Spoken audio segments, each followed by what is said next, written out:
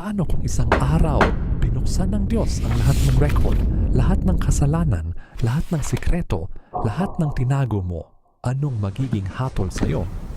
Tumayo ka sa harap ng hukom at isa-isang binasa ang kaso mo.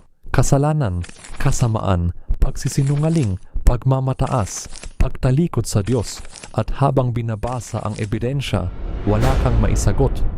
At dumating ang hatol, guilty, at ang kaparusahan, kamatayan.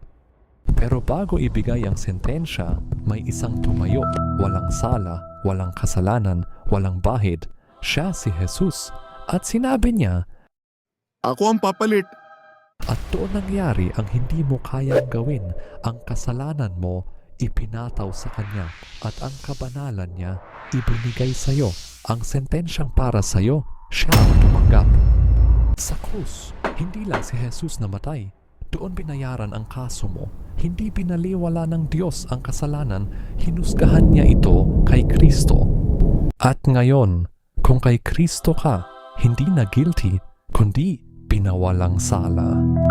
Panginoong Jesus, salamat dahil ikaw ang pumalit sa akin. Ang kasalanan ko, ikaw ang nagbayad, at ang katuwiran mo, ibinigay mo sa akin. Turuan mo akong mabuhay para sa iyo. Amen. Kung naantig ka sa kwentong ito, mag-like, mag-share, at mag-follow. At para mas maintindihan mo pa ang hatol ng biyaya ng Diyos, panoorin ang playlist ng Hatol ng Pag-asa Imputation Series. Nasa link sa comment. Ito ang Stories of Law and Faith.